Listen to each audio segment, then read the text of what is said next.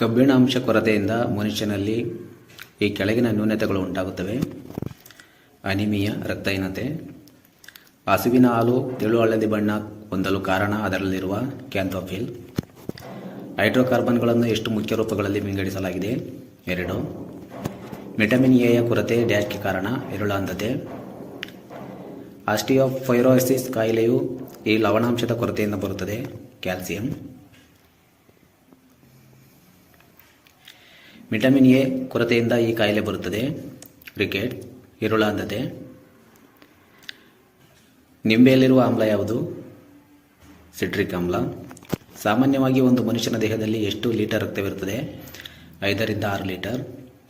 ಈ ಕೆಳಗಿನವುಗಳಲ್ಲಿ ನೀರಿನಲ್ಲಿ ಕರಗುವ ಜೀವಸತ್ವ ಯಾವುದು? Vitamin B.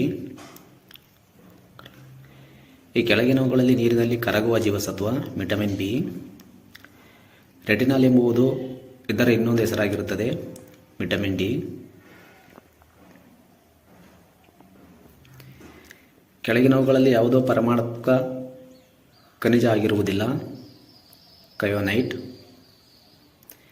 ಈ ಕೆಳಗಿನವುಗಳಲ್ಲಿ ಯಾವ ವಿಟಮಿನ್ ಮಾತ್ರೆಯನ್ನು ಸೋಂಕು ನಿವಾರಕವಾಗಿ ಅಯೋಡಿನ್ನಿಂದ ನೀರನ್ನು ಪರಿಶುದ್ಧಗೊಳಿಸಿದ ಮೇಲೆ ಉಪಯೋಗಿಸಬೇಕೆಂದು ಸಲಹೆ ನೀಡಲಾಗಿದೆ?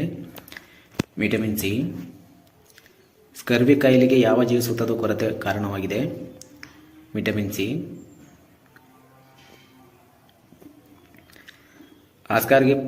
ಆಸ್ಕಾರ್ಬಿಕ್ ಆಸಿಡ್ ಅನ್ನು ಸಾಮಾನ್ಯವಾಗಿ ಏನೆಂದು ಕರೆಯುತ್ತಾರೆ? Vitamin C. ನಿಂಬೆಹಣ್ಣು ಮತ್ತು ಹಣ್ಣಿನಲ್ಲಿ ಯಾವ ವಿಟಮಿನ್ ಇದೆ? Vitamin C. ದಂತ ಮತ್ತು ಅಸ್ಥಿ, ಹಲ್ಲು ಮತ್ತು ಮೂಳೆ ಅವಶ್ಯಕವಾದ ಖನಿಜಗಳು ಕ್ಯಾಲ್ಸಿಯಂ ಮತ್ತು ಫಾಸ್ಫರಸ್. ರಂಜಕ.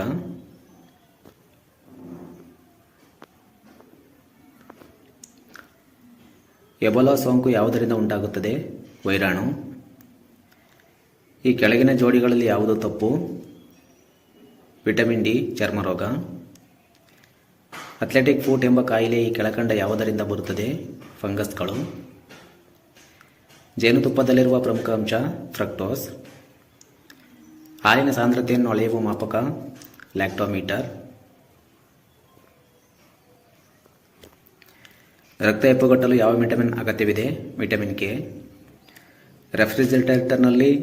ರೆಫ್ರಿಜರೇಟರ್ನಲ್ಲಿ ಆಹಾರ ಕೆಡದೇ ಇರುವುದಕ್ಕೆ ಕಾರಣವೇನು? ಕಡಿಮೆ ತಾಪಮಾನದಲ್ಲಿ ಬ್ಯಾಕ್ಟೀರಿಯಾ ಹಾಗೂ ಮೋಲ್ಡ್ ಜೀವಿಗಳು ನಿಷ್ಕ್ರಿಯವಾಗಿರುತ್ತವೆ. ಕೆಳಗಿನವುಗಳಲ್ಲಿ ಯಾವುದು ನಮ್ಮ ಆಹಾರದ ಮುಕ್ರೋನ್ಯೂಟ್ರಿಯೆಂಟ್ ಭಾಗವಾಗಿದೆ? ಜೀವಸತ್ವಗಳು. ಮನುಷ್ಯನ ಹೃದಯದ ಅಧ್ಯಯನವನ್ನು ಏನೆಂದು ಕರೆಯುತ್ತಾರೆ? ಕಾರ್ಡಿಯಾಲಜಿ. ಕಿಣ್ವಗಳು ವಿಶಿಷ್ಟವಾದ ಸಸಾರಜನಕಗಳು. ಹಣ್ಣಿನ ಸಕ್ಕರೆ ಯಾವುದು? ಫ್ರಕ್ಟೋಸ್. ಸೂರ್ಯನ ಕಿರಣಗಳಿಂದ ನಮಗೆ ಯಾವ ಜೀವಸತ್ವ ಸಿಗುತ್ತದೆ? ಜೀವಸತ್ವ ಡಿ. ಕೆಳಗಿನವುಗಳಲ್ಲಿ ಯಾವುದಕ್ಕೆ ಸಂಬಂಧಿಸಿದಂತೆ H1N1 ಉಲ್ಲೇಖಿಸಲ್ಪಡುತ್ತದೆ? ಹಂದಿಜ್ವರ. ಹಾಲಿನಲ್ಲಿರುವ ಸಕ್ಕರೆ ಯಾವುದು? ಲ್ಯಾಕ್ಟೋಸ್. ದ್ವಿದಳ ಧಾನ್ಯಗಳು ಯಾವ ಪೋಷಕಾಂಶಗಳು ಉತ್ತಮ ಆಹಾರವಾಗಿದೆ? ಸಸಾರಜನಕಗಳು. ಕಿಣ್ವಗಳು ಏನಾಗಿವೆ? ಸಸಾರಜನಕಗಳು.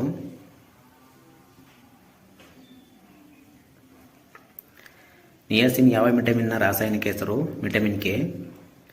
ಎಣ್ಣೆ ಮತ್ತು ಕೊಬ್ಬಿನಲ್ಲಿ ಹೆಚ್ಚಿನ ಪ್ರಮಾಣದಲ್ಲಿರುವುದು? ಟ್ರೈಗ್ಲಿಸರೈಡ್ಗಳು.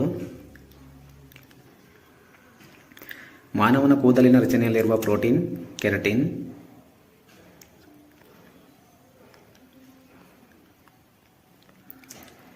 ಬೆಳ್ಳುಳ್ಳಿಯ ವಾಸನೆಗೆ ಈ ಮುಂದಿನ ಯಾವುದರ ಇರುವಿಕೆ ಕಾರಣ? ಗಂಧಕ. ಸಾಸಿವೆ ಗಿಡದ ಹೂವಿನ ಬಣ್ಣ ಯಾವುದು? ಪಿಂಕ್. ನಿಂಬೆ ಗಿಡದ ಹೂವಿನ ಬಣ್ಣ ಯಾವುದು? ಬಿಳಿ. ಮೊಟ್ಟೆಗಳನ್ನು ಇಡುವ ಸಸ್ತನಿ ಪ್ಲಾಟಿಪಸ್. ಕೆಳಕಂಡ ಯಾವ ಕೋಳಿಯ ತಳಿ ಅತಿ ಹೆಚ್ಚು ಮೊಟ್ಟೆಗಳನ್ನು ಇಡುತ್ತದೆ? ಬಿಳಿ ಲೆಗ್ ಆರ್ನ್. ಅಕ್ಕಿಯ ಹೃದಯದಲ್ಲಿ ಎಷ್ಟು ಕೋಣೆಗಳಿವೆ? 4.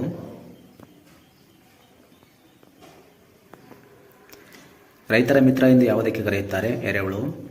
ಬೆನ್ನೆಲುಬು ಇಲ್ಲದ ಪ್ರಾಣಿಗಳನ್ನು ಏನೆಂದು ಕರೆಯುತ್ತಾರೆ? ಅಕಶೇರುಕಗಳು. ರಸಗೊಬ್ಬರದಲ್ಲಿ ಇರುವ ಮೂಲವಸ್ತು ನೈಟ್ರೋಜನ್. ಈ ಕೆಳಗಿನವುಗಳಲ್ಲಿ ಯಾವುದು ಆರಬಲ್ಲ ಸಸ್ತನಿಯಾಗಿರುತ್ತದೆ? ಬಾವಲಿ.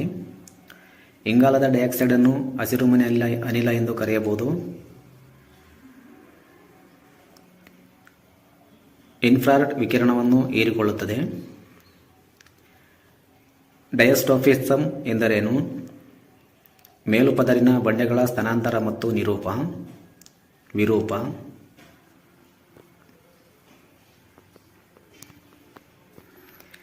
ಕೆಳಗಿನ ಯಾವ ಒಂದು ಸಸ್ಯ ಪ್ರಭೇದವು ಟ್ರಕಿಯೋಫೈಟ್ಸ್ ವರ್ಗಕ್ಕೆ ಸೇರಿದ್ದಲ್ಲ? ಬ್ರಯೋಫೈಟ್ಸ್. ಉರ್ಗಗಳು ಮತ್ತು ಪಕ್ಷಿಗಳನ್ನು ಜೋಡಿಸುವ ಕೊಂಡಿಯಂತಿರುವ ಜೀವಿ ಅವಶೇಷದ ಸಾಕ್ಷ್ಯವು ಪ್ರಾಚೀನ ಕಾಲದ ಅಕ್ಕಿ.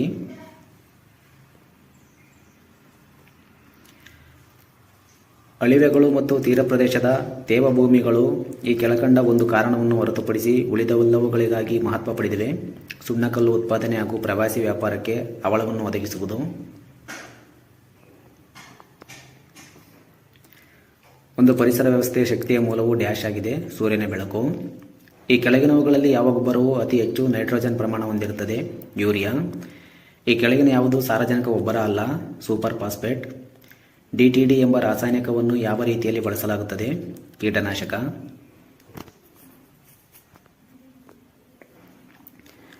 CFC ಕ್ಲೋರೋಫ್ಲೋರೋಕಾರ್ಬನ್ಗಳು ಶತಮಾನದಲ್ಲಿ ಜಾಗತಿಕ ತಾಪಮಾನ ಏರಿಕೆ ಉಂಟು ಮಾಡಿದೆ. ರೆಫ್ರಿಜರೇಟರ್ಗಳಲ್ಲಿ ಬಳಸಲಾಗುವ CFC ಹೆಸರೇನು? ಫ್ರಿಯಾನ್.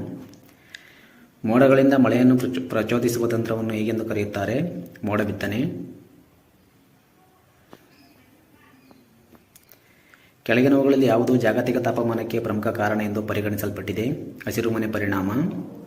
ಪರಿಸರ ವ್ಯವಸ್ಥೆಯಲ್ಲಿನ ವಿಭಜಕಗಳು ಸಾವಯವ ವಸ್ತುಗಳನ್ನು ಅಜೈವಿಕ ರೂಪಗಳಾಗಿ ಪರಿವರ್ತಿಸುತ್ತವೆ.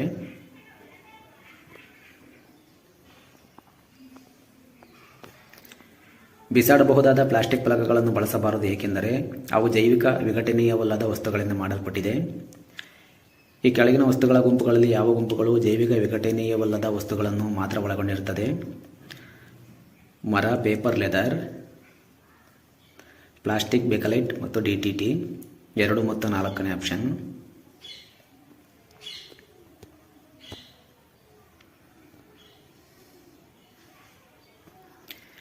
ಆಮ್ಲಜನಕ ಮತ್ತು ಓಜೋನ್ಗಳು ಹಂಚಿಕೆಗಳು.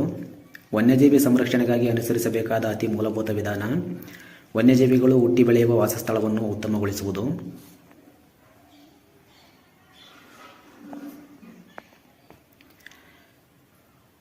ಎಲ್ ನೈನೋ ಎಂಬುದು ಯಾವುದಕ್ಕೆ ಸಂಬಂಧಿಸಿದೆ? ಹವಾಮಾನ. WWFನ ಚಿಹ್ನೆ ಏನು? ದೈತ್ಯ ಪಾಂಡ. ಭಾರತೀಯ ವನ್ಯಜೀವಿಗಳಿಗೆ ಸಂಬಂಧಿಸಿದಂತೆ ಫ್ಲೈಯಿಂಗ್ ಫಾಕ್ಸ್ ಯಾವುದು? ಬಾವಲಿ.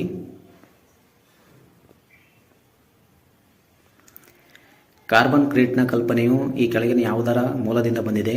ಕ್ಯೋಟೋ ಸಂಹಿತೆಯ ಪ್ರೋಟೋಕಾಲ್. ಮಣ್ಣಿನ ಮಲ್ಟಿಂಗ್ ಪ್ರಕ್ರಿಯೆಯಲ್ಲಿ ಈ ಕೆಳಗಿನ ಅಂಶ ಸೇರಿದೆ? ಮಣ್ಣಿನ ಅತಿ ಬಾಷ್ಪ ಹಾಗೂ ಸವಕಳಿಯನ್ನು ತಡೆಯಲು ನೆಲದ ಹಗುರ ಪದಾರ್ಥಗಳನ್ನು ಸಗಣಿಯನ್ನು ಹರಡುವುದು.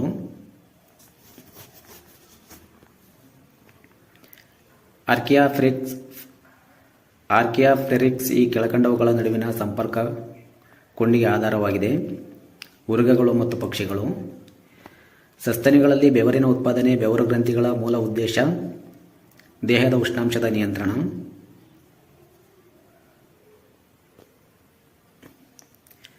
ಡೈನೋಸಾರ್ಗಳು ಈ ಯುಗದಲ್ಲಿದ್ದವು. ಮಿಸೋಜೋಯಿಕ್ ಯುಗ.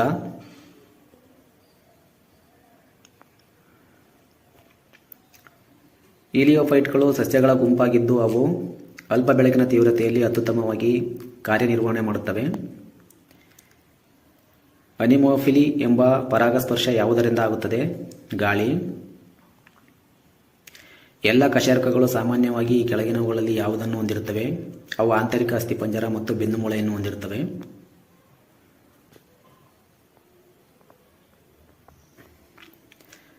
ದ ವರ್ಡ್ ಇಸ್ ಗ್ರೀನ್ ಎಂಬ ಊಹಾ ಕಲ್ಪನೆಗೆ ಕೆಳಗಿನ ಯಾವ ಸ್ಥಿತಿಯು ಅನುಗುಣವಾಗಿದೆ? ಪಕ್ಷಿ ಬೇಟಿ ಜೀವಿಗಳು ಸಸ್ಯಾಹಾರಿ ಮಿಡತೆಗಳನ್ನು ಕೊಂದು ಹಾಕುತ್ತವೆ. ಆಹಾರ ಸರಪಳಿಯಲ್ಲಿ ಕೆಳಕಂಡ ಯಾವುದು ಪ್ರಾಥಮಿಕ ಉತ್ಪಾದಕ? ಆಟೋಟ್ರೋಫ್ ಸ್ವಪೋಷಕರು.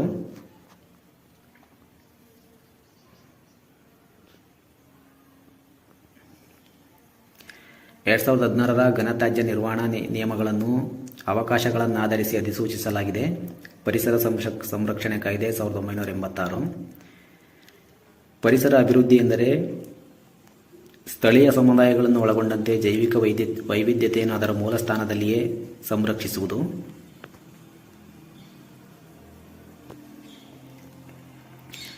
ರೆಡ್ ಡೇಟಾ ಬುಕ್ ಎಂಬುದು ಒಂದು ವಿರಳ ಹಾಗೂ ವಿಪತ್ತಿನಲ್ಲಿರುವ ಜಾಗತಿಕ ಡ್ಯಾಶ್ ಲಿಖಿತ ದಾಖಲೆಯಾಗಿದೆ. ಪ್ರಾಣಿಗಳು, ಸಸ್ಯಗಳು, ಶಿಲೀಂಧ್ರ ಮತ್ತು ಸಂಧಿಪದಗಳು ಇವು 4 ಸರಿ. ಡ್ಯಾಶ್ ಒಂದು ಪರಿಸರ ನೆಲ ಸ್ಥಾನವನ್ನು ವಿವರಿಸುತ್ತದೆ. ತನ್ನ ಸಮುದಾಯದಲ್ಲಿ ಒಂದು ಜೀವಿಯು ನಿರ್ವಹಿಸುವ ಪಾತ್ರ.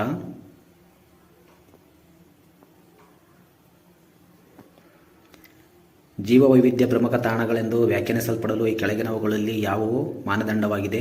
ಪ್ರಭೇದಗಳ ವೈವಿಧ್ಯತೆ, ವ್ಯಾಪ್ತತೆ, ಬೆದರಿಕೆ ನಿರೀಕ್ಷೆ. 1, 3 ಮತ್ತು 5.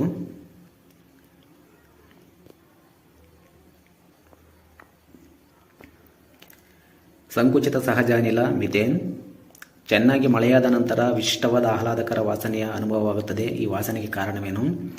ಒದ್ದೆಯಾದ ಮಣ್ಣಿನಲ್ಲಿ ಬೆಳೆಯುವಂಥ ಕೆಲವು ರೀತಿಯ ಬ್ಯಾಕ್ಟೀರಿಯಾಗಳ ಕ್ರಿಯೆ.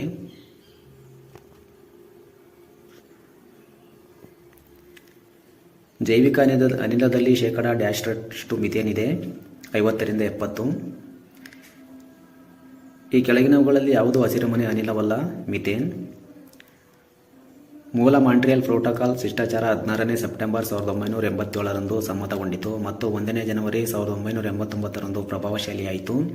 ಇದು ಅಂತಾರಾಷ್ಟ್ರೀಯ ಒಪ್ಪಂದದ ಒಂದು ಮೈಲಿಯಾಗಿದ್ದು, ಈ ಕೆಳಗಿನ ಯಾವುದಕ್ಕಾಗಿ ಇದನ್ನು ವಿನ್ಯಾಸಿಸಲಾಗಿದೆ? ಓಜೋನನ್ನು ಕುಗ್ಗಿಸುವ ವಸ್ತುಗಳ ಉತ್ಪಾದನೆ ಮತ್ತು ಬಳಕೆಗಳನ್ನು ಕಡಿಮೆ ಮಾಡುವುದು. ಹಸಿರುಮನೆ ಪರಿಣಾಮವನ್ನು ಉಂಟುಮಾಡುವುದಕ್ಕೆ ಮುಖ್ಯವಾಗಿ ಕಾರಣವಾಗುವ ಅನಿಲ ಯಾವುದು? ಇಂಗಾಲದ ಡೈಆಕ್ಸೈಡ್.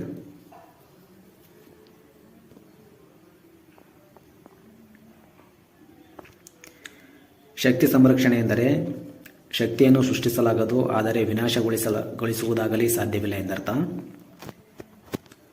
ಬೆಟ್ಟ ಹತ್ತುತ್ತಿರುವ ವ್ಯಕ್ತಿಯು ಹತ್ತುವಾಗ ಸ್ವಲ್ಪ ಮುಂದೆ ಬಾಗಿರಲು ಕಾರಣ ಸಮತೋಲನವನ್ನು ಕಾಪಾಡಿಕೊಳ್ಳಲು.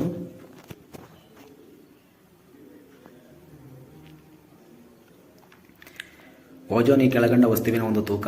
ಆಮ್ಲಜನಕ. ಅತಿ ಹೆಚ್ಚಿನ ಹಸಿರುಮನೆ ಪರಿಣಾಮ ಈ ಕೆಳಗಿನ ಯಾವುದರ ಶೇಕಡಾವಾರು ಹೆಚ್ಚಿನ ಕೊಡುಗೆಯಿಂದಾಗುತ್ತದೆ? ಇಂಗಾಲದ ಡೈಆಕ್ಸೈಡ್. ಕೆಳಗಿನವುಗಳಲ್ಲಿ ಯಾವುದು ಹಸಿರುಮನೆ ಅನಿಲ ಆಗಿರುವುದಿಲ್ಲ? ಜಲಜನಕ. ಜೈವಿಕ ವಿಘಟನೆಗೆ ಒಳಗಾಗದ ಮಾಲಿನ್ಯಕಾರಕ ಯಾವುದು? ಆರ್ಸೆನಿಕ್.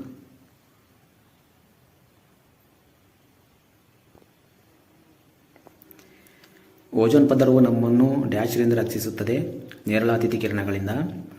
ಗುಂಪಿಗೆ ಸೇರದ ವಸ್ತುವನ್ನು ಗುರುತಿಸಿ. ಕ್ಯಾರೆಟ್, ಅರಿಶಿನ, ಶುಂಠಿ, ವೆನಿಲ್ಲಾ. ವೆನಿಲ್ಲಾ ಗುಂಪಿಗೆ ಸೇರದ ಪದ.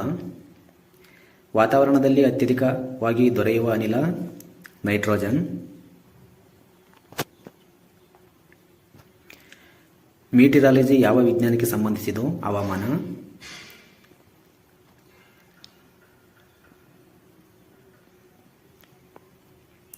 ಈ ಕೆಳಗಿನವುಗಳಲ್ಲಿ ಯಾವುದು ಹಸಿರುಮನೆ ಅನಿಲ ಆಗಿರುವುದಿಲ್ಲ? Carbon dioxide. ಆಮ್ಲ ಮಳೆಯು ಪರಿಸರ ಮಾಲಿನ್ಯದಿಂದ ಆಗುತ್ತಿದೆ, ಇದಕ್ಕೆ ಕಾರಣ? ಕಾರ್ಬನ್ ಮೊನಾಕ್ಸೈಡ್ ಮತ್ತು ಕಾರ್ಬನ್ ಡೈಆಕ್ಸೈಡ್. ಈ ವಿಡಿಯೋ ಇಷ್ಟ ಆದರೆ ಲೈಕ್ ಮಾಡಿ, ಶೇರ್ ಮಾಡಿ, ಸಪೋರ್ಟ್ ಮಾಡಿ, ಸಬ್ಸ್ಕ್ರೈಬ್ ಮಾಡೋದು ಮರಿಬೇಡಿ.